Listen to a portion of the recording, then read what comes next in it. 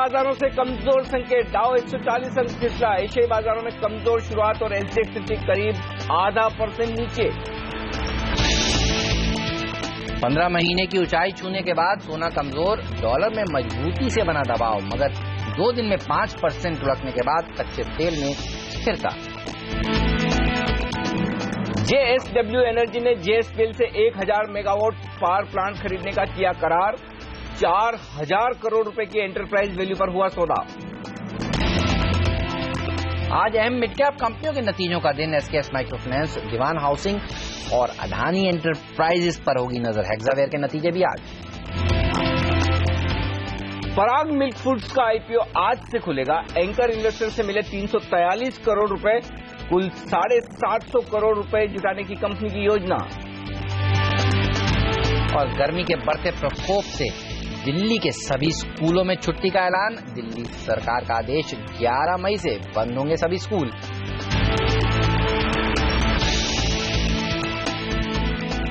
और शुरुआत करने के लिए फिर से दुनिया भर के बाजारों से कमजोरी के संकेत, एफआईएस की बिकवाली का दबाव और अहम लेवल आपके सामने 7700 का निफ्टी पर। क्या उसे होल्ड कर पाएंगे या उसके नीचे फिसलने का खतरा है? कमजोर शुरुआत के बाद कैसे करें ट्रेड और क्या लेवल्स अहम है, इस पर हमारा खास फोकस। नमस्कार, मार्केट काउंटडाउन में आप सबका स्वागत है। मैं हूं अनिल सिंह। नमस्कार, और मैं हूं हेमंत घई, और हमारे साथ जुड़ेंगे हमारे दो खास मेहमान, PowerMyWealth.com के संदीप पागले और इनॉक वेंचर्स के एमडी और सीईओ विजय चोपड़ा, जिनसे हम जानेंगे कि आज कौन से स्टॉक्स हैं, सेक्टर्स हैं जहां पर आपकी नजर होनी चाहिए। लेकिन अनिल, आप देखिए ग्लोबली जो है वो मार्केट्स कमजोर होते जा रहे हैं। हालांकि कल जब बाजार बंद हो रहे थे तो हमें पता था कि डाउ में गिरावट देखने को मिलेगी, डाउ फ्यूचर्स इस तरह के संकेत देंगे, लेकिन देखिए यूरोप में भी प्रेशर है, माइनिंग मेटल स्टॉक्स में दबाव देखने को मिल रहा है, और एबरडीन जैसे फंड्स को मुश्किल हो रही है दुनिया भर में। और कल इस तरह की चर्चा भी चल रही थी कि कुछ बड़े फंड्स ने भारतीय बाजारों में यूरोप के खुलने के बाद बिकवाली करी है, और अचानक से आप देखिए डेज लो पर जाकर समाप्ति हुई है। आज कैसा दिन रह सकता है, कैसे अप्रोच करें? इसी वजह से हम लगातार ये कह रहे हैं कि 7700 7900 ट्रेडिंग रेंज, और कल भी आप देखिए 7890 से बाजार घुमा है। तो उस ट्रेडिंग रेंज को पार करने के लिए जिस तरह के संकेतों की जरूरत वो है नहीं। और दूसरी बात, कल ये साफ कहा था कि ऊपरी स्तरों पर बिकवाली का दबाव रहेगा, और इस व्यू में कहीं कोई बदलाव आया नहीं। कल आपने देखा कई दिनों बाद एफआईएस की तरफ से बिकवाली का आंकड़ा थोड़ा बड़ी साइज का आया है। जहां तक आज के बाजार का सवाल है, बेहद अहम और इंटरेस्टिंग लेवल के नजदीक बाजार पहुंचता हुआ दिखा है, जो है निफ्टी पर 7700 का। इसे मैं इसलिए अहम कह रहा हूं, जब वायदा कारोबार के डेटा डिस्कस करूंगा आपको डिटेल में बताऊंगा। लेकिन हाँ, एक चीज ध्यान रखें, अगर इस लेवल के नीचे फिसले तो बिकवाली का दबाव तेजी करने वाले ट्रेडर्स की तरफ से बढ़ेगा, वो अपनी तेजी की पोजीशन को कम करते हुए नजर आएंगे। तो 7700 को अहम सपोर्ट के तौर पर मानकर चलें। दूसरी बात, बैंक निफ्टी भी बेहद अहम सपोर्ट के नजदीक आता दिखा है, जो है 16200 16300। अगर इन लेवल के नीचे बैंक निफ्टी फिसला तो बैंक निफ्टी में कम से कम 400-500 पॉइंट की मंदी और बन सकती है। तो लगता ऐसा है कि एक बार की बाजार इन लेवल्स के आसपास रुकना चाहिए। लेकिन इसी लिहाज से मैंने कंडीशनल बाय और सेल दोनों दिए हैं। निफ्टी में 7800 के नजदीक आपको बिकवाली करनी चाहिए, 30 पॉइंट का स्टॉप लॉस लगाकर, जो कि 7830 का होगा। निचले स्तरों पर 7700 7650 दो लेवल है जहां पर आप अपनी मंदी की पोजीशन काटें, या फिर गैप से नीचे खुल जाए तो एक बार की 7700 के आसपास मौका देख सकते हैं तेजी करने का, बेहद स्ट्रिक्ट और स्ट्रॉन्ग स्टॉप लॉस के साथ, जो कि 7650 का होगा। 50 से 100 पॉइंट तक की एक रिकवरी के लिए आप वहां पर ट्रेड कर सकते हैं अगर गैप से नीचे खुल जाए। बैंक निफ्टी में भी कमोबेश ऐसी रणनीति बनेगी कि 16300 के आसपास खरीदें, सिर्फ 100 पॉइंट का छोटा स्टॉप लॉस लगाना है, क्योंकि रिस्क ज्यादा नहीं रखनी है। 16500 16700 तक एक बार रिकवरी आ सकती है, वहां पर आप प्रॉफिट बुक कर लें, या फिर 16700 के आसपास बेचें, जो कल हमने 16850 का ऊपरी लेवल दिया था, वहां पर स्टॉप लॉस लगाकर 16300 16200 की रेंज में आप अपनी मंदी की पोजीशन को काट सकते हैं। जहां तक कमजोरी का सवाल है, एफएमसीजी, ऑटो, मेटल्स, ये 3 सेक्टर ऐसे हैं जो लगता है कमजोर रह सकते हैं। थोड़ी बहुत मजबूती पार शेयरों में दिख सकती है। ऑलराइट, चलिए तो इन तमाम सेक्टर्स पर नजर रखिए। लेकिन संदीप, कल जिस तरह से बड़ी गिरावट देखने को मिली, सेकेंड हाफ में हैवी वेट्स में प्रेशर देखने को मिल रहा था, आज के बाजार को आप किस तरह से अप्रोच करेंगे? अगर गैप डाउन ओपनिंग होती है तो तेजी करेंगे या और उछाल में बेचेंगे?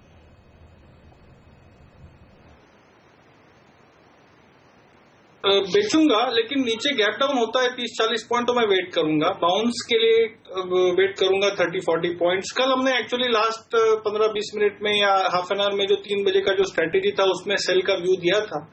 तो आज अगर 7700 के आसपास आता है तो एक बार बुक कर लेना चाहिए। 7680 ये मेरा टारगेट।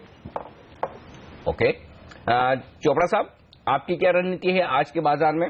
गैप से खुलने के बाद क्या 7,700 के आसपास आप भी खरीदारी करेंगे? देखिए, मुझे लगता है सेलेक्टिव बाइंग तो अभी भी है ही है काउंटर्स में। जैसे एविएशन में हमने देखा कल अच्छी तेजी थी। पावर क्षेत्र में अनिल जी आपने बोला कि हो सकता है कुछ एक्शन देखने को मिले, मगर मुझे लगता है 7700 एक ऐसा लेवल है जो कि मुझे लगता है मार्केट्स को रिस्पेक्ट करना चाहिए। अगर नहीं करता तो मैं बाइंग करने में मैं उसको फेवर नहीं करूंगा। हो सकता है कि फर्दर गिरावट हो 7600 तक। तो मैं यही कहूंगा कि वेट एंड वॉच 7700 को रिस्पेक्ट करता है, अगर उस पर टिका रहता है और थोड़ा सा उसके ऊपर ट्रेड करता है तो शायद सिलेक्टिव बाइंग में जरूर करूंगा इनकी। ऑलराइट, चलिए, तो सिलेक्टिवली बाइंग करने के मौके ऐसे बाजार में भी आपको मिलेंगे और हम पूछेंगे विजय जी से कि उनके कौन से वो स्टॉक्स हैं जहां पर आज वो तेजी करना चाहेंगे। लेकिन जैसा कि कल भी हम आपको बाजार बंद होने के दौरान कह रहे थे कि एफआईएस की तरफ से एक बड़ा सेल का फिगर देखने को मिल सकता है क्योंकि दिग्गजों में प्रेशर देखने को मिला है। देखिए, ऐसा हुआ भी है। 755 करोड़ रुपए की कैश मार्केट में बिकवाली करी है और 933 करोड़ रुपए की एफएनओ में भी बिकवाली है। ये बिकवाली देखिए बढ़ती जा रही है। मई का महीना ही देखिए ऐसा होता है जनरली। कैसे अप्रोच करेंगे, क्या लग रहा है, अब क्या करना चाहिए? इसमें कोई डाउट नहीं कि डेटा खराब है और डेटा खराब कैश मार्केट के कल दिख रहे हैं, लेकिन वायदा कारोबार के डेटा तो 4 दिन से खराब है क्योंकि स्टॉक फ्यूचर्स और इंडेक्स फ्यूचर्स में एफआईएस बिकवाली कर रहे हैं। इसी वजह से हम लगातार ये कहने कि बाजार ऊपरी स्तरों पर टिकेगा नहीं और इस व्यू में कोई बदलाव है नहीं। तो वही है कि अगर आपको एक डायरेक्शन कॉल लेना है तो इन आंकड़ों के दम पर साफ तौर पर दिखता है सेल ऑन राइज यानी कि उछाल में बिकवाली। अब कैश मार्केट में भी बिकवाली का आंकड़ा थोड़ा सा परेशान करने वाला है। अब कल पहली बार आया, देखते हैं एक आध दिन और किस तरह का रुझान रहता है। जिस तरह से आप बात कर रहे थे एवरग्रीन फंड्स की, जब पिछली बार बजट के आसपास 7,000 के आसपास निफ्टी पहुंचा था तब भी उस फंड की तरफ से अच्छी खासी बिकवाली हुई थी। इंटरेस्टिंग बात यह कि इस फंड के पास काफी कुछ मिड कैप्स हैं इंडिया में और बिकवाली का प्रेशर, रिडम्पशन प्रेशर अगर फिर से बनता है और खासतौर से इसलिए भी कि क्योंकि इस फंड में ज्यादा इन्वेस्टर्स वो हैं जो कमोडिटी बिजनेस से अपनी कमाई करते हैं और गल्फ के इन्वेस्टर्स काफी ज्यादा हैं। तो अगर वो दबाव बनता है तो फिर ऐसे में आपको मिड कैप शेयरों में ज्यादा सावधान रहना होगा। खासतौर से अगर 7,700 टूट जाए तो फिर उसके बाद मिड कैप शेयरों में बहुत सावधानी रखनी चाहिए। लार्ज कैप्स इनका काफी बड़ा स्टेक है। मैं इनका एक अपॉर्चुनिटी फंड देख रहा था एचडीएफसी, जिसमें कई दिनों से दबाव देखने को मिल रहा है। कल हमने देखा टीसीएस, इन्फोसिस, ये इनकी टॉप 10 होल्डिंग्स में है। Even ICICI bank, ITC, HUL इनके टॉप होल्डिंग्स में है और कल वो स्टॉक्स भी देखिए दबाव में ट्रेड करते हुए दिख रहे हैं। बिल्कुल। तो और लेकिन हाँ, एक चीज ये ध्यान में रखनी जरूरी कि ऐसा नहीं कि एवरग्रीन एक ही दिन में अपना पोर्टफोलियो खाली कर देगा। Over a period of time आपको धीरे धीरे दबाव दिखेगा। लेकिन जहां तक दूसरे डेटा का सवाल है, 985 करोड़ के इंडेक्स फ्यूचर्स एफआईएस की तरफ से बेचे हुए गए, तो साफ तौर पर निफ्टी पर एफआईएस की तरफ से बिकवाली का प्रेशर इस लिहाज से बन रहा है कि वो अपनी तेजी की पोजीशन को कम करते हुए दिख रहे हैं। स्टॉक फ्यूचर्स में शॉर्ट्स वो बना रहे हैं। तो ओवरऑल जब निफ्टी में खरीदारी नहीं है, स्टॉक फ्यूचर्स में और कैश मार्केट में बिकवाली है और एफआईएस का मूड अगर ग्लोबल मार्केट्स की वजह से थोड़ा सा खराब है या फिर रिडम्पशन प्रेशर की वजह से, तो फिर आप थोड़ा सावधान रहिए।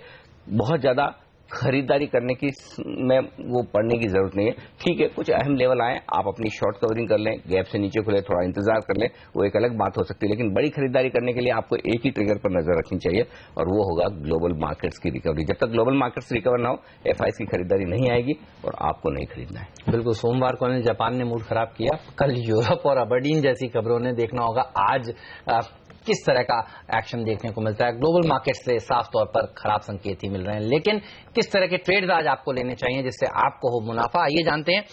संदीप बताइए, आपका टॉपिक क्या है आज के लिए?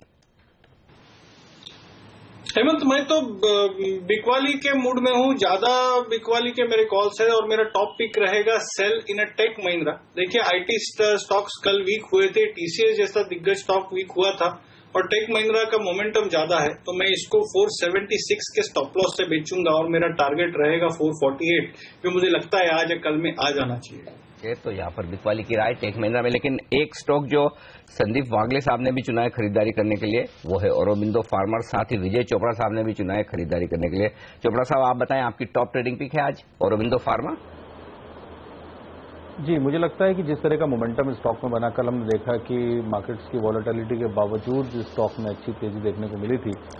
मुझे लगता है कि ये तेजी थोड़ी बरकरार रहनी चाहिए। 803 के लेवल पर क्लोज हुआ स्टॉक कल, तो इंट्राडे इसमें 820 के टारगेट के लिए बाइंग की जा सकती है। मैं इसमें 790 का स्टॉप लॉस भी रिकमेंड करूंगा, तो स्टॉप लॉस जरूर रखें। चलिए, स्टॉप लॉस के साथ यहां पर तेजी करें। कल के कमजोर बाजार में भी 4% का बड़ा अच्छा मूव इस स्टॉक ने कल भी आपको दिया था। लेकिन अनिल, एफएनओ से किस तरह के संकेत मिल रहे हैं? पुट कॉल रेशियो बताइए कहां पर पहुंच गया है? लग रहा है कि थोड़ा और नीचे आएगा। नीचे आया है हेमंत, और अब पुट कॉल रेशियो 0.86 के आसपास है, थोड़ा और नीचे आ जाए तो और सोल्ड होगा, लेकिन 0.77 के आसपास 0.8 के नीचे कोई भी आ जाए ना तो वहां पर थोड़ा सा सावधान हो जाना चाहिए कि भाई अब यहाँ पर अपने को और शॉर्ट नहीं करना है। तो अगर फर्ज करें कि आप 40-50 पॉइंट नीचे हो जाए निफ्टी पर 7,700 के आसपास और पुट कॉल रेशियो आपको 0.8 के आसपास 0.82 के आसपास मिले, तो फिर वहां पर आपको शॉर्ट नहीं करना है, शॉर्ट कवरिंग के बारे में सोचना है। तो मैं ये कहूंगा कि आज की गैप डाउन ओपनिंग के बाद हाँ 7,700 की सबसे ज्यादा अहमियत इसलिए है कि 7,700 के नीचे मुझे इस बात का डर नहीं कि बिकवाली का दबाव बढ़ेगा, मुझे डर इस बात का है कि 7,700 टूटने के बाद कई तेजी करने वाले ट्रेडर्स ऐसे हैं जो अपनी पोजीशन को खत्म करते हुए नजर आएंगे, तो प्रेशर उनकी वजह से बढ़ेगा। और दूसरी दिक्कत क्या है कि किसी को अभी खरीदना नहीं है, तो जब खरीदार ना हो और तेजी करने वाले ट्रेडर्स अपनी तेजी की पोजीशन को कम करना चाहते हो तो फिर 40-50 पॉइंट निफ्टी को आप नीचे आसानी से जाते हुए देख सकते हैं, जो कि 7,650 के आसपास हो सकता है। तो वायदा कारोबार के ट्रेडर्स के लिए अहम ये होगा देखना कि 7,700 आज होल्ड हो पाता है या नहीं। बैंक निफ्टी में 1,10,000 शेयर कल जुड़ते हुए दिखे, शॉर्ट पोजीशन यहां पर बनी है। निफ्टी में कोई खास बदलाव है नहीं ओपन इंटरेस्ट में, तो निफ्टी में जो कुछ भी प्रेशर आया है वो काफी हद तक इस बात से आया कि तेजी करने वाले ट्रेडर्स अपने निफ्टी फ्यूचर्स को लगातार बेचते हुए नजर आ रहे हैं। 7,700 चूंकि हाईएस्ट ओपन इंटरेस्ट है, 45 लाख शेयरों की पोजीशन वहां पर है, और वही लिहाज से वायदा कारोबार में ये डेटा इंपॉर्टेंट होता हुआ दिख रहा है। जहां तक ऊपर तक का सवाल है, इसमें कोई डाउट नहीं कि 7,900 अब भी बाजार के लिए बहुत बड़ी चुनौती है, कल भी हम पार नहीं कर पाए, और अब 7,900 के पार निकलने के बाद ही आप फ्रेश तेजी के बारे में सोचेंगे, क्योंकि वहां पर 4 सेशन में 32 लाख शेयर कॉल्स में ऐड हुए, तो दमदार बिकवाली की पोजीशन 7,900 पर बनी है। बस एक ही चीज की उम्मीद करनी चाहिए कि 7,700 के नीचे ज्यादा देर टिके नहीं, जाए नहीं तो ठीक है। चलिए 7,700 के नीचे जाएगा तो थोड़ी दिक्कत की बात हो सकती है बाजार के लिए, लेकिन हमारे एक्सपर्ट्स क्या कह रहे हैं? 5 दिग्गजों की राय हम हर रोज सुबह आपके सामने पेश करते हैं और आपको बताते हैं कि निफ्टी को किस तरह से आपको ट्रेड करना चाहिए। देखिए आपकी स्क्रीन पर मानस जायसवाल की राय, बेचने की राय है। 7,660 के वो तो टारगेट दे रहे हैं, 7,775 का एक स्टॉप लॉस भी जरूर रखना चाहिए। बिल्कुल, और साथ ही राय श्रीकांत चौहान की तरफ से भी बिकवाली की है, 7,800 उनका स्टॉप लॉस है, 7,650 उनका भी लक्ष्य है। विवेक गुप्ता की भी राय देखिए, वो भी कह रहे हैं बेचकर चलना चाहिए, 7,001 का टारगेट उन्होंने दिया है, 7,781 का स्टॉप लॉस भी जरूर रखें। नीरव वखारिया बेचना चाहते हैं, लगभग 7,800 के आसपास का स्टॉप लॉस और 7,680 उनका लक्ष्य है। लेकिन आशुतोष सरना कॉन्ट्रा कॉल दे रहे हैं इस समय मैक्स ग्रोथ कैपिटल के, वो कह रहे हैं कि तेजी का ध्यान रखिए, 7,830 तक जा सकता है निफ्टी, 7,720 का एक स्टॉप लॉस भी जरूर आपको रखना चाहिए। तो 5 में से आप देखिए ज्यादातर एक्सपर्ट्स बेरिश हैं और आशुतोष कह रहे हैं कि खरीदारी करनी चाहिए इस समय। लगता है कि आशुतोष के जो लेवल्स होंगे निफ्टी फ्यूचर्स के होंगे, बाकी तमाम एक्सपर्ट्स के लेवल है वो निफ्टी कैश के, और 35 पॉइंट नीचे अगर आप देखें प्रीमियम के लिहाज से तो 7,780 के आसपास, 85 के आसपास, शायद 7,685 के आसपास उनका लेवल होगा, तो उस लिहाज से वो भी नीचे के लेवल दे रहे हैं। देखिए इंटरेस्टिंग बात यह कि 5 में से 4 एक्सपर्ट्स बेरिश हैं। 7,650, 7,680 ये है निफ्टी पर सपोर्ट रेंज, और ऊपर की तरफ 7,775, 7,800 ये होगा ऊपर का लेवल, जहां तक बाजार जाने की कर सकता है कोशिश, ये है निफ्टी की ट्रेडिंग रेंज। लेकिन निफ्टी की तो बात हुई, लेकिन बाकी मौके कहां हैं आपके लिए स्टॉक्स में? कौन सी हमारे एक्सपर्ट्स की टॉप ट्रेडिंग पिक्स, और कौन से हैं वो शेयर जहां पर खबरों के दम पर आज दिखने वाला है दमदार एक्शन? क्या है खबरें, क्या होगा एक्शन, कैसे ट्रेड करें आप आज ही के दिन, बताएंगे ब्रेक के बाद।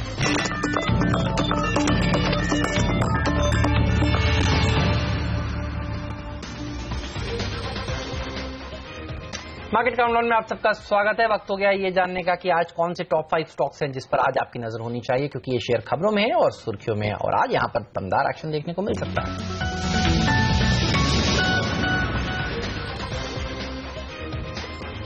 तो खबरों के दम पर एक्शन वाले शेयर आपके सामने, जहां पर सबसे पहले सिटी केबल और डेन नेटवर्क। यहां पर खबरें आ रही कि डेन नेटवर्क को सिटी केबल खरीद सकती है, हालांकि डेन नेटवर्क साइज में काफी बड़ी, लेकिन ये इंटरेस्टिंग खबर है। दोनों शेयरों पर आज नजर रखिए, और नजर रखिए IFCI पर भी। जी हाँ, आप देखिए लगातार नॉन कोर एसेट्स को ये कंपनी बेच रही है, और अब इनके बोर्ड ने कल NSE में करीब 3% हिस्सेदारी बेचने के लिए मंजूरी दी है, तो यहां पर तेजी का ध्यान आज आपको रखना चाहिए। JSPL और JSW एनर्जी, लंबे समय से बात चल रही थी दोनों ही कंपनियों के बीच में कि JSPL का यहां पर पावर प्लांट जो बिकना है, JSW एनर्जी खरीद सकता है। फाइनली 1,000 मेगावाट का ये छत्तीसगढ़ का पावर प्लांट, इसकी डील हो चुकी है। 4,000 करोड़ से ज्यादा की एंटरप्राइज वैल्यू समझी जा रही है। आज स्टॉक पर एक्शन रहेगा।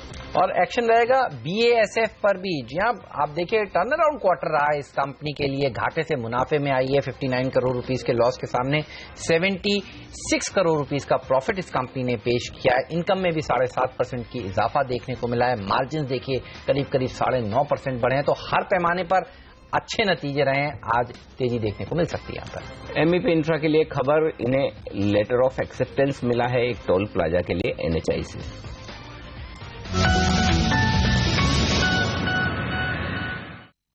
चलिए, तो ये तमाम ऐसे स्टॉक्स हैं जहां पर एक्शन देखने को मिलेगा, लेकिन सबसे ज्यादा चर्चित एक डील है अनिल, जिस पर आज फाइनली वो होती हुई नजर आई है। उसी पर एक राय ले लेते हैं हमारे एक्सपर्ट से। विजय, कैसे देखा आपने इस डील को होते हुए? पिछले हफ्ते भी चर्चा थी कि JSW के एनर्जी के नतीजों के साथ साथ इस डील का ऐलान हो जाएगा, मगर किसी कारणवश वो प्रेस कॉन्फ्रेंस टाल दी गई थी और अब आप देखिए देर रात इस डील को मंजूरी दे दी गई है। JSPL में आज किस तरह का एक्शन देखने को मिल सकता है और JSW एनर्जी के लिए कैसी लग रही है ये डील आपको? देखिए, मुझे लगता है दोनों ही स्टॉक्स के लिए कहीं ना कहीं फेवरेबल होगा और देखते हैं मार्केट्स किस तरह से इसको रिएक्ट करते हैं। बट मेरा ये मानना है कि काफ़ी साइडवेज थे दोनों स्टॉक्स और कंसोलिडेशन होगा इन दोनों स्टॉक्स में। और कॉर्पोरेट लेवल पे भी जिस तरीके से विलय की बात करी गई है, मुझे लगता है कि it should be good for both the stocks और कहीं ना कहीं वैल्यू क्रिएशन होनी चाहिए। तो it's a good deal to happen और मुझे लगता है इनकी सिनर्जीज बढ़ेंगी। वैसे देखा जाए तो ये डील थोड़ी सी पॉजिटिव JSPL के लिए मानी जा सकती है। JSW एनर्जी के लिए नेगेटिव से न्यूट्रल है कि वो उनका कर्ज भी ले रहे हैं। उस लिहाज से चार्ट्स पर बताएं संदीप जी, क्या JSPL खरीदा जा सकता है, क्या JSW एनर्जी बेचा जा सकता है या अवॉइड ट्रेड है? अनिल जी, चार्ट्स पर तो क्लियर संकेत नहीं है, लेकिन एक बात मैं विजय जी से सहमत हूं कि दोनों सपोर्ट लेवल्स पे है। यहाँ पर नीचे का मुझे डाउनसाइड ज्यादा नहीं लग रहा है। अभी आप JSPL की बात करें तो 67, 68 का स्ट्रांग सपोर्ट है, 69 का बंद है। तो हाँ, अगर ऊपर में 71, 72 ब्रेक होता है तो फिर आप 75, 76 का व्यू लेके बाय कर सकते हैं। टेक्निकली फिलहाल तो कोई संकेत नहीं है। ड्यूरिंग द डे कैसे मार्केट्स इंट्राडे वॉल्यूम्स और प्राइस बिल्डअप कैसे होता है ये देख के काम कर सकते हैं, बट नेगेटिव तो नहीं है। ऑलराइट, चलिए, तो नेगेटिव नहीं लग रही है डील। JSPL के लिए आप देखिए 4000 करोड़ रुपए के एंटरप्राइज वैल्यू पर ये डील हो रही है और आगे चलकर कुछ अगर कंडीशंस मीट करती है ये कंपनी तो वो एंटरप्राइज वैल्यू बढ़ाकर 6500 करोड़ रुपए भी की जा सकती है। तो JSPL के शेयर में तो कम से कम आज एक तेजी देखने को मिल सकती है। लेंगे एक छोटा सा ब्रेक। कई और शेयर हैं जहां पर आज खुलते ही एक्शन देखने को मिलेगा, उस सब पर बात करेंगे एक्सपर्ट से और एक्सपर्ट्स के बाकी के बचे हुए पिक्स भी लेकर आएंगे आपके सामने। एक छोटा सा ब्रेक लेकर अभी हाजिर होते हैं।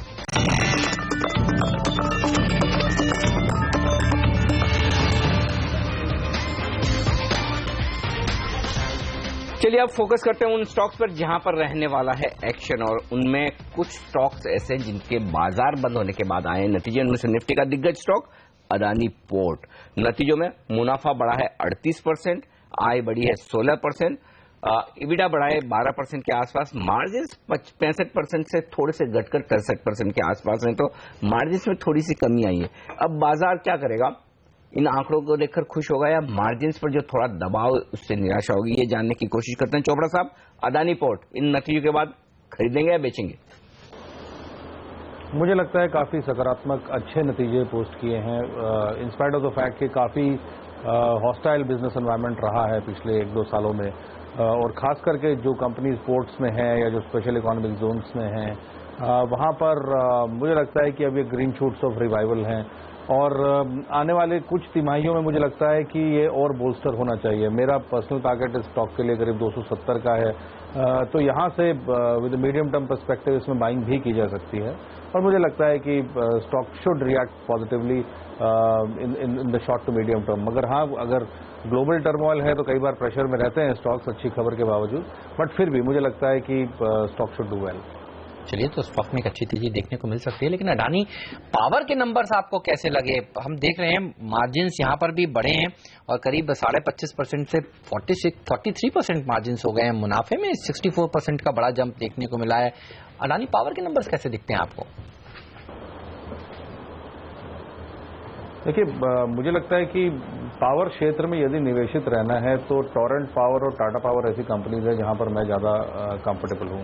जहां तक अदानी पावर की बात है तो जो लेवल ऑफ डेट है वहां पे मैं थोड़ा सा चिंतित हूं। हालांकि इस खबर का पॉजिटिव रिएक्शन जरूर देखने को मिल सकता है, हो सकता है 35-36 तक स्टॉक आपको दिखे, मगर अगर कोई लोग इसमें इन्वेस्टेड हैं, मुझे लगता है स्विच करके टोरेंट पावर या टाटा पावर में जाया जा सकता है। ओके, चार्ट्स पर वागले साहब दोनों स्टॉक्स पर क्या ट्रेड बनेगा? खासतौर से अदानी पोर्ट जो हमने देखा कल आखिरी मिनटों में नतीजे आने के ठीक पहले थोड़ा सा फिसल गया था, तो अदानी पोर्ट के चार्ट्स और अदानी पावर के चार्ट्स दोनों बताएं।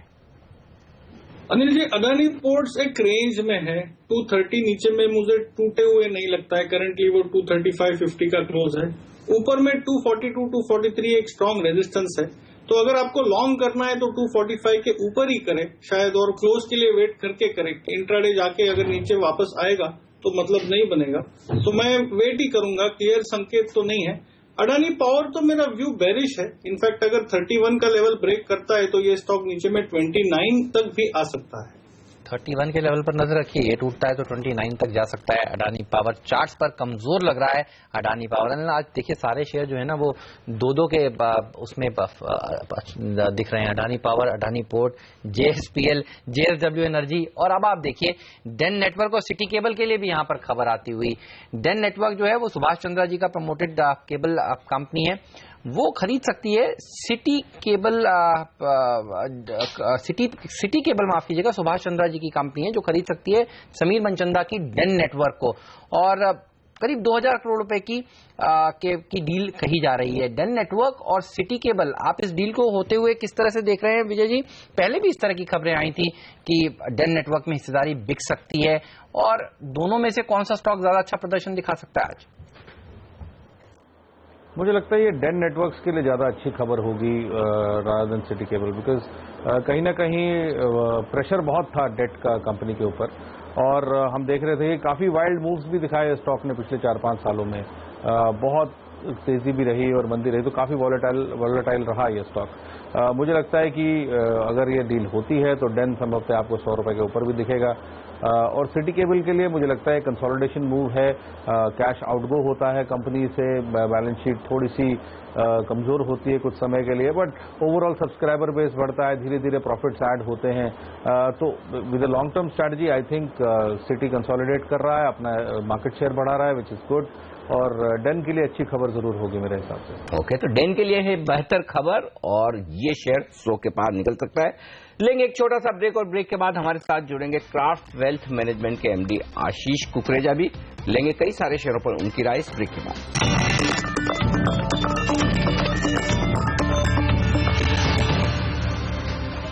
स्वागत है आप सभी का CNBC आवाज पर। आप देख रहे हैं मार्केट काउंटडाउन, और आज भी आप देखिए कई सारी मिड कैप कंपनियां जिनके नतीजे आने वाले हैं। DHFL, SKS microfinance, Adani enterprises और हेक्सावेयर के नतीजे आज पेश होंगे। इसके अलावा आपको बता दें कि CNBC आवाज का पोल क्या कह रहा है। पूजा और डिम्पी हमारे साथ जुड़ चुके हैं। पूजा बताइए सबसे पहले, दीवान हाउसिंग फाइनेंस क्या उम्मीदें हैं, किस तरह के नंबर्स आ सकते हैं? जी, जैसा कि हम देख रहे हैं तमाम हाउसिंग फाइनेंस जितनी भी कंपनियां हैं उनके नतीजे अच्छे ही आ रहे हैं, और DHFL से भी हमारी उम्मीद है कि अच्छे नंबर्स देखने की उम्मीद है। लोन ग्रोथ स्ट्रॉन्ग रहेगी। डिसबर्समेंट में हमारा अनुमान है कि साल दर साल करीब 19% की ग्रोथ देखने को मिल सकती है। और ग्रॉस NPA के आंकड़ों की बात करें तो पिछले काफी सारे क्वार्टर से ये नंबर्स 0.8% के आसपास स्टेबल ही रहे हैं। इस बार भी हमारा अनुमान है कि उसी के आसपास देखेंगे, कोई नेगेटिव सरप्राइज यहाँ पर देखने को नहीं मिलेगा।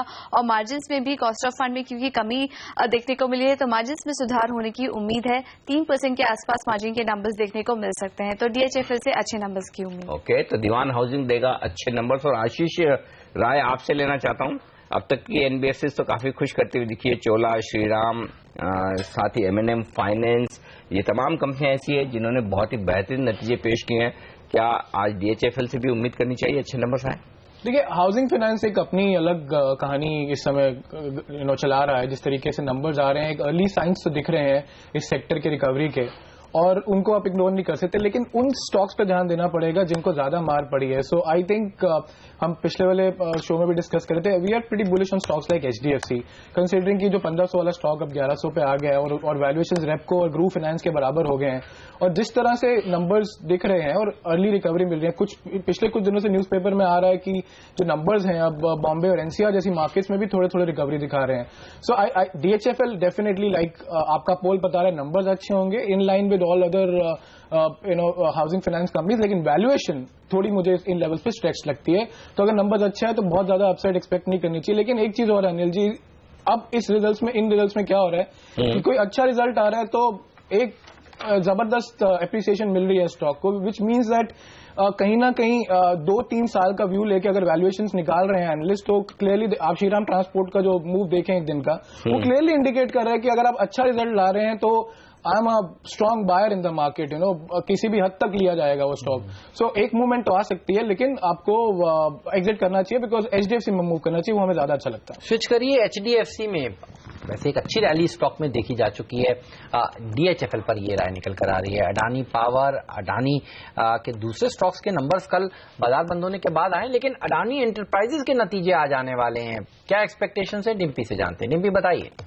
हेमंत, अगर आप इसको कंपेयर करेंगे तो ये ठीक नहीं होगा, क्योंकि इसने अब डीमर्ज कर दिया अपने पोर्ट पावर और ट्रांसमिशन बिजनेस को। हाँ, लेकिन नंबर्स के लिहाज से बड़ा अहम होगा। जैसे कि 2 ब्रोकिंग हाउसेस ने रिपोर्ट दी, जिसमें एडलवाइज ये कह रहा है कि इसकी जो टॉप लाइन यानी कि रेवेन्यू जो ग्रोथ है वो बढ़कर करीब 10,796 करोड़ रहेगी, और आईडीएफसी का मानना है कि 11,000 का आंकड़ा पार कर जाएगा। तो कुल मिला के आप इसी आंकड़े पर नजर रखें, अगर 10,700 के प्लस और 11,000 के आसपास इस बार सेल्स का नंबर आ जाता है तो ये इन द लाइन होगा। इससे कहीं ऊपर आने पर ये बेहतर नंबर समझा जाएगा। इसके अलावा अगर आप बॉटम लाइन देखेंगे तो करीब 212 करोड़ रुपया एडलवाइज की रिपोर्ट कहती है, लेकिन आईडीएफसी की रिपोर्ट कहती है 296। तो यहाँ पे थोड़ा सा वेरिएशन है प्रॉफिटेबिलिटी को लेकर, लेकिन फिर भी आप प्रॉफिटेबिलिटी इस तरह से समझे कि अगर 220-230 करोड़ रुपए दिखाता है और अगर 300 करोड़ को पार कर जाती है तो 300 करोड़ को पार करना एक बेहतर माना जाएगा। 220 से 230 करोड़ एक एवरेज समझ के इन द लाइन, और इससे नीचे आना बुरा समझा जाएगा, क्योंकि इसके इंडिविजुअल नंबर ही इस बार आपको देखने होंगे, कंपेरेबल नंबर आपके सामने इस समय नहीं होंगे। हाँ, क्योंकि कच्चे कोयले की जो थोड़ी वैल्यूएशन कम हुई है, दाम कम हुए हैं, उससे थोड़ा प्रेशर शायद रह सकता है इनकी प्रॉफिटेबिलिटी पे। जी ओके, चलिए, तो ये राय अडानी एंटरप्राइजेस पर। चार्ट देखकर बताइए वागले साहब, कैसा लगता है ये स्टॉक आपको? अनिल जी, मुझे ये स्टॉक 80 ब्रेक होते हुए नहीं दिखता है डाउन साइड, और ऊपर पे 90 में बहुत ज्यादा स्ट्रॉन्ग रेजिस्टेंस है, तो मैं समझता हूं कि वो भी शायद ब्रेक ना करे। इसमें बड़ी मूव तब आएगी जब ये 90 के ऊपर ट्रेड होगा कुछ टाइम के लिए, तो फिर ये 102-103 तक जा सकता है। तब तक इसमें बाय करने का मैं सलाह नहीं दूंगा। ओके, तो फिलहाल खरीदारी की राय नहीं है, इंतजार करें नतीजों का। लेकिन नतीजों का इंतजार एक और एनबीएफसी माइक्रो फाइनेंस कंपनी को लेकर है। जी हाँ, एसकेएस माइक्रो फाइनेंस, जिस स्टॉक ने बेहतरीन तेजी अब तक दिखाई है। जान लेते हैं क्या है अनुमान, पूजा बताइए। एसकेएस माइक्रो फाइनेंस के लिए भी काफी स्ट्रांग क्वार्टर होगा। ऑपरेटिंग फ्रंट पर एक अच्छा परफॉर्मेंस की उम्मीद है। एनआईआई की बात करें तो इस बार हम उम्मीद कर रहे हैं कि 95% की बढ़त एनआईआई के फ्रंट पर देखने को मिल सकती है। इसके अलावा आरबीआई ने जो एवरेज टिकट साइज की लिमिट बढ़ा दी थी, उसमें माना जा रहा था कि एसकेएस माइक्रो फाइनेंस को इसका काफी ज्यादा फायदा मिलेगा। इसके अलावा यहाँ पर भी कॉस्ट ऑफ फंड में गिरावट हुई, जिसकी वजह से हम उम्मीद कर रहे हैं कि मार्जिन में सुधार देखने की उम्मीद है। तो एक स्ट्रांग परफॉर्मेंस की उम्मीद है एसकेएस माइक्रो फाइनेंस की तरफ से। अच्छे नंबर्स पेश कर सकता है एसकेएस माइक्रो फाइनेंस। हमने देखा स्टॉक में भी एक अच्छी रैली बनी थी जब इक्विटास का आईपीओ आया था, उज्जीवन के आईपीओ को जोरदार रिस्पांस मिल रहा था, लेकिन अब नतीजों के लिए आज का दिन इंपॉर्टेंट होगा। आप कैसे देख रहे हैं इस शेयर को, क्या राय है आपकी? देखिए, डेफिनेटली नंबर्स तो काफी अच्छा रुझान दिखा रहे हैं, और जिस तरह से सिक्योराइजेशन के नंबर्स आ रहे हैं वो भी एक कंफर्ट देने वाले नंबर्स हैं। But again in this case also I think valuations as compare to Equitas are very high, और there's a lot to look forward to shares like Equitas and Ujjivan. So I would rather go and buy stocks like Equitas for 6 months to 1 year point of view. Equitas खरीदेंगे साल भर के लिए तो ज्यादा बेहतर Equitas नजर आता है वैल्यूएशन के लिए आते, लेकिन डिम्पी एक और इंटरेस्टिंग नंबर हेक्सावेयर, और ज्यादातर मिड कैप आईटी कंपनी ने निराश किया इस बार। क्या हेक्सावेयर उस ट्रेंड के विपरीत अच्छे नंबर दे सकता है, या फिर यहाँ भी मामला ढीला ढाला है? नहीं, ये थोड़ा निराशा आपको कम करेगा, क्योंकि इसके नंबर थोड़ा ठीक इस बार आ सकते हैं। अगर आप डॉलर टर्म्स में भी देखेंगे यहाँ पे, तब रेवेन्यू ग्रोथ करीब आपको 2.5% के आसपास की दिखेगी। अगर आप इसको रुपी टर्म्स में आ जाएंगे तो ये करीब आपको 4.5% का रेवेन्यू ग्रोथ, यानी कि इसकी आय आपको बढ़ती हुई दिखेगी, जो कि इस बार करीब 858 करोड़ रुपए के आसपास आ सकती है, 819 करोड़ से बढ़कर।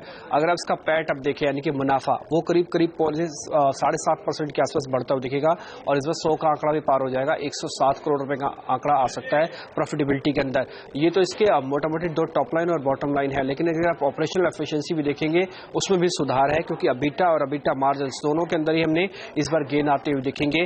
दो इंपॉर्टेंट चीज इस बार आएंगी, वो क्वार्टर बेसिस पर जो इसको काफी अच्छा दिखेगा वो ये दिखेगा, क्योंकि इसके लास्ट क्वार्टर के अंदर चेन्नई में जो फ्लड्स आए थे वहां पर नुकसान था, उसकी रिकवरी कुछ हद तक आती हुई दिखेगी।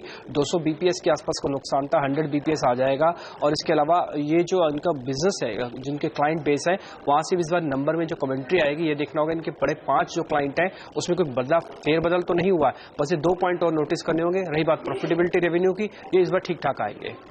ओके, हेक्सावेयर के नतीजे थोड़े बेटर आ सकते हैं, हालांकि बाकी की मिड कैप आईटी कंपनियों ने काफी निराश किया। आशीष, आपका क्या कॉल है हेक्सावेयर पे? आई थिंक डेफिनेटली, जैसे आपने अच्छे से समअप किया कि numbers as compare to other mid cap IT companies are better because some of the products are definitely catching up now. लेकिन ओवरऑल आईटी पे व्यू थोड़ा अच्छा नहीं है हेमंत जी। ऐसा लगता है कि ग्रोथ बहुत ज्यादा अब आने वाले 3-6 महीने में नहीं दिखेगी, और 1-2 स्टॉक्स जो बढ़ सकते थे वो बढ़ गए हैं। तो as such there is not a strong case of getting into IT for medium term view for sure.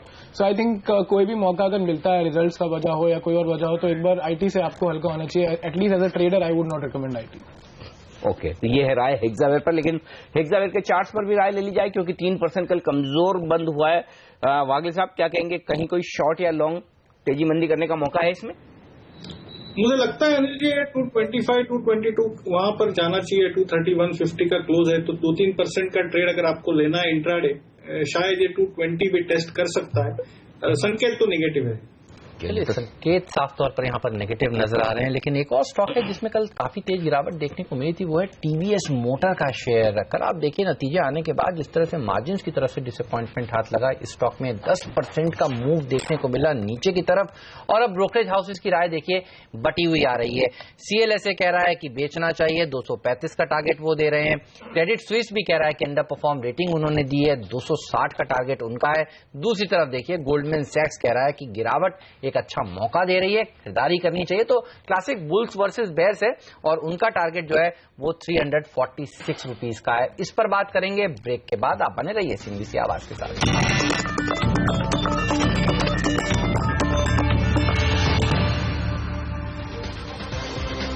हमारे एक्सपर्ट हमारे साथ है संदीप वागले साहब, आशीष कुकरेजा जी, और अब वायदा कारोबार की रणनीति देने के लिए कार्वी स्टॉक ब्रोकिंग के जेके जैन साहब भी कार्यक्रम में शामिल हो चुके हैं। सर, आपका भी स्वागत है सीएनबीसी आवाज पर। नमस्कार।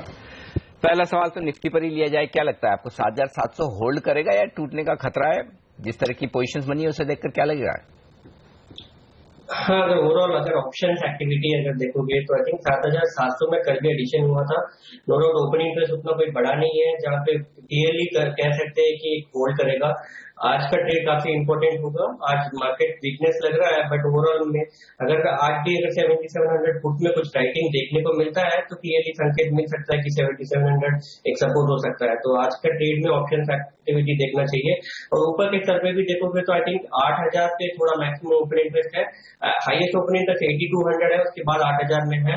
तो क्लियरली संकेत दे रहा है कि 8,000 क्रॉस करना इतना इजी नहीं होगा, बट ओवरऑल मेरे हिसाब से 7700 एक बार सपोर्ट लेना चाहिए। जिस हिसाब से ग्लोबल के रुख देख रहे हैं ट्रेंड नेगेटिव है, बट 7700 के नीचे ही सेल करना चाहिए, या उछाल आता है तभी सेल करने के लिए मैं सलाह दूंगा। बिकवाली करने की राय जेके जैन की निकल कर आ रही है। उनसे कुछ देर में ये भी पूछेंगे कि बैंक निफ्टी पर क्या कॉल है और दूसरे पिक्स उनके क्या हैं। लेकिन टीवीएस मोटर पर आशीष बताइए, अब नतीजे आ गए, शेयर में रिएक्शन देखने को मिला, ब्रोकरेज हाउसेस की राय थोड़ी बटी हुई आ रही है। आप किस तरफ है? तेजी करनी चाहिए, खरीदना चाहिए, अच्छा मौका दे रहा है, या आपको लगता है कि अवॉइड करना चाहिए स्टॉक को इस समय? देखिए, अवॉइड तो नहीं कर सकते आप स्टॉक को। डेफिनेटली काफी अच्छा मूव दिखाया स्टॉक ने पिछले कुछ महीनों में, और वन ऑफ रिजल्ट्स जैसा व्यू लगता है मुझे, क्योंकि काफी अभी टू व्हीलर्स अब काफी सीजनल प्ले जैसा हो गया है अब। You know, I don't know how much you take this on perspective, लेकिन मैरिज सीजन में लोग एक्यूमुलेट करते हैं टू व्हीलर्स को, और उसके बाद अब आप 7th पे कमीशन और मॉनसून की बातचीत करना स्टार्ट कर देंगे, और 15 दिन बाद तो आप टू व्हीलर स्टॉक्स को इग्नोर नहीं कर पाएंगे, क्योंकि अगर ये दोनों फैक्टर्स मार्केट में प्ले करना स्टार्ट करेंगे तो टीवीएस पॉजिटिवली रिएक्ट कर सकता है। So I agree with that report which says कि इस फॉल को अपॉर्चुनिटी की तरह लेना चाहिए एक्यूमुलेट करने के लिए। आई वुड से कि आप एकदम से पूरा बाइंग मत कीजिए टीवीएस में, लेकिन जरूर थोड़ा आप एक्यूमुलेट करना स्टार्ट कीजिए, और किसी वजह से अगर मार्केट में और गिरावट आती है और टीवीएस और नीचे मिलता है, it will be a good buy for next 3 to 6 months. I think next 2 months will surprise in terms of the auto numbers which will come out. Interesting. तो निचले स्तरों पर खरीदारी की राय निवेश के लिए आज से 3 से 6 महीनों के लिए, लेकिन वो कौन सा लेवल है संदीप वागले साहब जहां पर टीवीएस मोटर्स में थोड़े लंबे चार्ट्स देकर बताइएगा. निवेश के लिहाज से, ट्रेडिंग छोड़ दीजिए, निवेश के लिहाज से बताइए जिन लेवल्स पर एंटर करना चाहिए. जब आशीष फंडामेंटली राय दे रहे हैं कि खरीदिए, कहां खरीदे? अनिल जी, 260 और 250 वो रेंज है जहां पर मैं कंफर्टेबल रहूंगा एंटर करने के लिए. अगर आप देखें तो पिछले 6 महीनों में ये 3 या 4 बार वहां से घुमा है और मुझे नहीं लगता ये 250 ब्रेक करेगा. ऑन द अपसाइड 310, 305 ये रेंज है जहां पर काफी रेजिस्टेंस होगा. सो 260 to 310 ये रेंज में ये स्टॉक घूमना चाहिए. और अगर आप नियर 260, 250 अगर लेते हैं तो आप 20-25% की अपसाइड के लिए ट्रेड कर पोजिशनल व्यू ले सकते हैं कुछ महीनों के लिए. सो मैं अराउंड 260, 250 ये रेंज में कंफर्टेबल रहूंगा. ठीक है सर आशीष जी, यहां पर लेना चाहिए ये लेवल, ठीक है?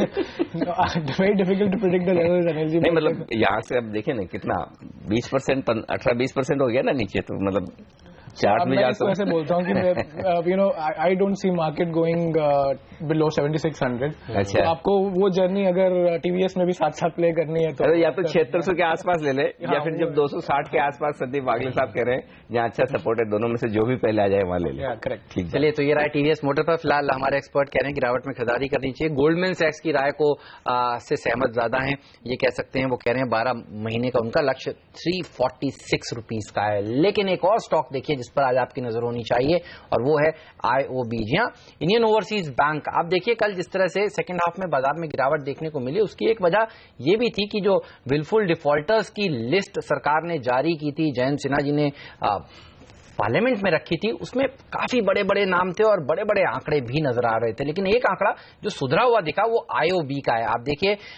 IOB का जो विलफुल डिफॉल्टर्स का जो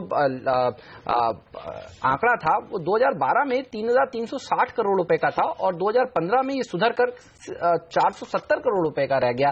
तो खराब खबर है, लेकिन थोड़ी बेहतर स्थिति बनती जा रही है, ये आप कह सकते हैं. IOB का चार्ट भी क्या इसी तरह के संकेत दे रहा है आपको वागले साहब?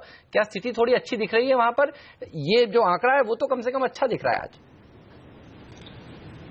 ये 30 और 33 के रेंज में है. मुझे ये ब्रेक होते हुए नहीं लग रहा है. वीक तो मैं नहीं कहूंगा क्योंकि सपोर्ट है, लेकिन स्ट्रेंथ इतनी भी नहीं लग रही है कि 33 ब्रेक करे.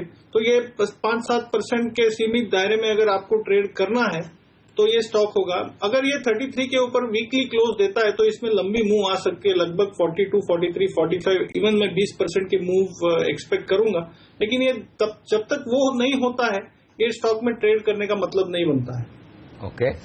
तो ये है राय इस वक्त IOB के स्टॉक पर. 33 के पार निकले तो ही तेजी के बारे में सोचे. लेकिन दुनिया भर के बड़े दिग्गज ब्रोकर्स हाउस कौन से शेयरों पर अपनी नजरें जमाए हुए, और खासतौर से वो शेयर जो नतीजे दे चुके हैं और उन पर किस तरह का एनालिसिस, किस तरह की रिपोर्ट्स आ रही हैं, ये जानने की कोशिश करते हैं. हमारे साथ जुड़ चुके हैं फिर से डिम्पी कालरा. डिम्पी बताइए, कल अदानी पोर्ट और अदानी पावर के नतीजे आए थे बाजार बंद होने के बाद, इन दोनों शेयरों पर क्या राय है ब्रोकरेज की? अलग अलग ब्रोकरेजेस ने रिकमेंडेशन किया है इसके रिजल्ट्स आने के बाद. जैसे मैक्वारी ने कहा है कि अदानी पोर्ट्स अभी भी आप इसमें आउट परफॉर्मेंस जो रेटिंग है उसको बरकरार रखा है, साथ ही लक्ष्य भी बढ़ा दिया है जो कि 220 से सीधा 261 कर दिया है. लेकिन कुछ एक कंडीशंस के साथ कंपनी का रिपोर्ट्स का इनफैक्ट ये मानना है कि कोल वॉल्यूम में अभी भी कुछ हद तक दिक्कतें हैं. उनका ये मानना है कि आगे चल के जो कैश फ्लो है, यानी कि CFC जो है, जो जितना इंप्रूव होगा कैश फ्लो कंपनी का, ये उतना ही आगे चल के बेहतर होगा. नहीं तो ये सिर्फ एक बार का समझ के आप प्रॉफिटेबिलिटी देख सकते हैं. उनका ये भी कहना है कि अभी भी वर्स्ट कंप्लीट नहीं हुआ है, कोल वॉल्यूम के अंदर बहुत बढ़ने की भी जरूरत है. अगर ये नहीं बढ़ा तो फिर हो सकता है आगे मुश्किल आएंगे. लेकिन फिलहाल अभी आउट परफॉर्म रेटिंग के साथ ही चल रहे हैं और टारगेट को बढ़ाया है. इसके अलावा SEZ के कारोबार से फायदा इनको होगा. अदानी पोर्ट्स पे ही ये रिकमेंडेशन दी है SCLSA ने, और इनका ये कहना है कि इसकी वजह से इनके प्रॉफिटेबिलिटी काफी अच्छी बढ़ी है. खरीदारी की अभी भी इन्होंने जो रिकमेंडेशन दे रखी थी, राय दे रखी थी, वो कायम रखी है. 290 का लक्ष्य अभी भी इनका मानना है, और इनका ये भी मानना है कि आगे चल के भी जो टैरिफ हैं वो बढ़ते हुए दिखेंगे. देखेंगे जिसका फायदा इनको आगे मिलेगा।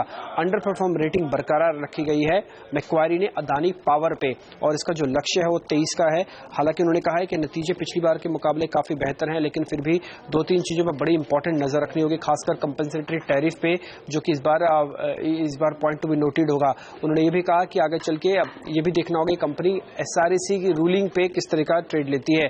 जेपी मॉर्गन ने भी अदानी पावर पे रिकमेंडेशन दी। उन्होंने कहा है कि अपनी अंडरवेट रेटिंग को अभी भी बरकरार रखते हैं। 23 का उनका भी लक्ष्य है। उनका कहना है कि रिसीवेबल जो इंक्रीज हुआ है इससे कुछ फायदा मिलेगा। इसके अलावा अगर आप देखें सीएलएसए अदानी पावर पे भी रिकमेंडेशन दी है। उन्होंने कहा है 25 का जो लक्ष्य है हमारा बना रहेगा। ओडीपी प्लांट की वजह से कंपनी को कुछ हद तक मुनाफा मिला है, लेकिन जो अभी भी चैलेंजेस हैं वो बरकरार है। और डीबी यानी कि डॉच बैंक ने भी रिपोर्ट किया है अदानी पावर को। उन्होंने कहा कि लक्ष्य 31 रुपए में भी होल्ड कर रहे हैं, किसी तरह की खास इंप्रूवमेंट नहीं है। उनका कहना है कि अभी भी कंपनसेटरी टैरिफ पे उनकी नजर रहेगी और कंपनी आगे चल के अपने टैरिफ के साथ किस तरह के मैनेजमेंट लेती है, कॉल लेती है, ये बड़ा इंपॉर्टेंट होगा। बिल्कुल, तो कंपनसेटरी टैरिफ का मामला जो बड़ा मामला है अदानी पावर के लिए, सारे बड़े ब्रोकरेज हाउसेस उसी के ऊपर निगाहें टिकाकर बैठे हैं। देखना होगा वो मामला इनके फेवर में आता है या इनके विपरीत जाता है। लेकिन ये बताइए और कौन से स्टॉक्स हैं जिस पर ब्रोकरेज हाउसेस की नजर है आज? सीएलएसए ने गोदरेज कंज्यूमर पे भी अपनी रिपोर्ट दी है। उन्होंने कहा कि इसकी जो आउट परफॉर्म रेटिंग है वो बरकरार अभी उन्होंने रखी है और 1600 तक का टारगेट दिया है। उनका कहना है कि इंटरनेशनल कारोबार जो है थोड़ा बहुत इंप्रूव हुआ है, जिससे 18% की ग्रोथ आई है। डिफ्लेशन और करेंसी हेडविंड जो है मार्जिन 4 के अंदर आगे भी बने रहेंगे, तो यहाँ पे थोड़ा दिक्कत होगी। इसके अलावा उनका कहना है कि मानसून इस बार बड़ा इंपॉर्टेंट फैक्टर होगा। अगर कहीं भी अच्छा आता है और उम्मीद से बेहतर आता है तो गोदरेज कंज्यूमर के लिए फायदे का सौदा होगा। इसके बाद सीएलएसए ने टीवीएस पे भी अपनी रिकमेंडेशन दी है। इन्होंने कहा कि मार्जिन में सुधार की उनको उम्मीद है, क्योंकि इस बार मार्जिन फ्रंट से ही ये शेयर टूटा था। हालांकि अगर सेल्स की बात करें या फिर प्रॉफिटेबिलिटी की बात करें वो ठीक थी, लेकिन मार्जिन के सुधरना उनको उम्मीद है कि आगे चल के सुधर जाएंगे। इसलिए लक्ष्य अभी भी 235 का रखा होगा, लेकिन रेटिंग में किसी तरह का आउटलुक में कोई बदलाव नहीं किया, अभी भी बिक्री की राय पे ही है, कायम है। इसके अलावा डॉच बैंक की भी रिकमेंडेशन बिक्री की ही भी बनी हुई है। इनको मानना है कि अफ्रीकी बाजार से कंपनी काफी अहम है। अगर वहां पे कुछ रिकवरी दिखाती है और आगे चल के मार्जिन में को लेकर कोई कंपनी स्ट्रेटेजिकली पॉइंट उठाती है तो ये फिर बेहतर होगा, नहीं तो मार्जिन का फ्रंट आगे भी कंपनी को परेशान करेगा। बिक्री की राय अभी भी कायम है इसमें। ओके, तो तमाम ब्रोकरेजेस सीएलएसए पर नेगेटिव है, 250-235 के लक्ष्य, लेकिन अदानी एंटरप्राइजेस, अदानी पावर्स के लिए भी ये रिपोर्ट्स, इन पर होगा एक्शन। आज के सेशन में लेंगे राय हमारे एक्सपर्ट से एक छोटे से ब्रेक के बाद।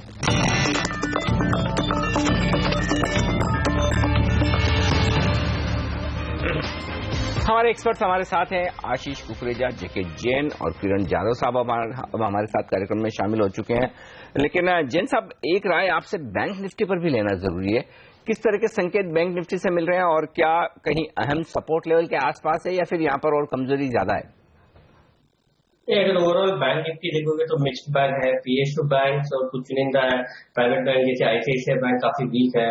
तो आई थिंक ओवरऑल जो वेटेजेस जहाँ पे हैवी है वो overall kind of an top out हो चुके हैं। आई मीन शॉर्ट टर्म के लिए एक पीक बना चुके हैं, तो वहां पे अपसाइड पोटेंशियल कम है, बट द अदर स्पेस वहां पे वीकनेस अभी कंटिन्यू रहेगा। तो आई थिंक उसी वजह से बैंक निफ्टी भी वीकनेस कंटिन्यू रह सकता है।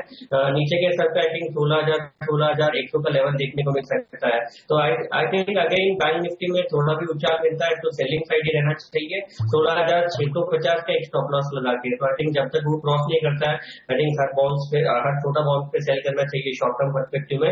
नीचे में 16,000 के एक अहम सपोर्ट है, वो लेवल टेस्ट कर सकता है। ओके, तो छाल में बिकवाली करने की राय निकल कर आ रही है। किरण जाधव भी हमारे साथ अब जुड़ चुके हैं। किरण, हाय, गुड मॉर्निंग। बताइए मार्केट पर क्या व्यू बन रहा है? आपको भी लग रहा है कि उछाल में बिकवाली करना ही सही रहेगा? मॉर्निंग हेमंत जी, परसों के दिन जब हमने करीबन 7850 के लेवल्स पे शॉर्ट को कॉल दिया था आपके चैनल पे, तो मैं इसी की राह देख रहा था कि करीबन 7700 के करीब आए तो ये कवर करूंगा। तो मेरे पोजीशंस कवर होते नजर आएंगे आज अगर 7700 के करीब आता है। 7700 के नीचे जाते हुए मैं ज्यादा देख नहीं रहा हूं। इधर से एक बाउंस बैक आना लाजमी है। पर एक लॉन्ग टर्म चार्ट स्ट्रक्चर अगर देखते हैं तो जो 7800 के नीचे है वो बहुत अच्छी बात नहीं है। तो अगले अगर 2-3 ट्रेडिंग सेशन में वापस एक बार 7800 के ऊपर आते हैं तो लॉन्ग टर्म चार्ट स्ट्रक्चर अच्छा रहेगा। ओके, तो 7800 के ऊपर टिका रहना ये बेहद जरूरी है। अगर उसके नीचे हम हैं तो फिर कमजोरी का माहौल ज्यादा बनता हुआ दिख सकता है। इन पर ध्यान रखें। आशीष जी, राय लेना चाहता हूँ एविएशन स्टॉक्स पर। बड़ी इंटरेस्टिंग खबर दिख रही है आज जो रिपोर्ट हुई कि सरकार ये सोच रही है कि जो भी 1 घंटे की से ज्यादा की फ्लाइट 1 घंटे के लिए मैक्सिमम किराया जो आप ले सकते हो वो 2,500 रुपए। अगर ऐसा होता है तो फिर ये जो घरेलू कंपनियां spice jet, jet Airways, InterGlobe, इनका क्या होगा? आपने बॉम्बे से 1 घंटे की दूरी कभी तय की है? मैं अभी हाल ही में धर्मशाला जाके आया हूँ। दिल्ली से धर्मशाला 50 मिनट की फ्लाइट है और किराया कितना? 16,000 रुपए, 18,000 रुपए। So it answers my question. It is definitely going to impact. So I have paid 7,000-8,000 rupees for a Surat flight. So और वैसे भी देखिए, ये जो खबर आप बता रहे हैं ये कई बार पहले आ चुकी है, 6-6 महीने पुरानी खबर है। केवल राज्यसभा में कल ये उन्होंने बयान दिया है कि 2,500। मैं वही कह रहा हूँ, ये प्रीएम्प्टिव क्वेश्चन नहीं है कि अगर ऐसा होता है तो क्या होगा। आई एम श्योर कि इतना रनअप देखने के बाद और जिस तरह के रिजल्ट्स आए हैं अभी इंडिगो के, सो क्लियर इंडिकेशन की, इट्स क्लियर केस की यहाँ से सेलिंग बढ़ सकती है अभी। चलिए, तो ये इस खबर पर नजर रखिए। कब होगा ये पता नहीं, लेकिन होगा तो ये कंपनी के लिए बुरा होगा, आशीष जी के लिए और मेरे लिए अच्छा होगा। कम से कम हमें सस्ते टिकट मिलेंगे। चलिए, वक्त है एक ब्रेक का, और ब्रेक के बाद लौटेंगे, लेकर आएंगे आपके लिए बाजार का भरपूर एक्शन। शुरुआत होगी प्री ओपनिंग सेशन की, रुपए की शुरुआत पर रखेंगे नजर, स्टॉक 2020 का अपडेट, लेकिन इन सबसे बढ़कर आज फिर से आपके लिए एक बेहतरीन जैकपॉट शेयर होगा पहला सौदा में, इस ब्रेक के बाद।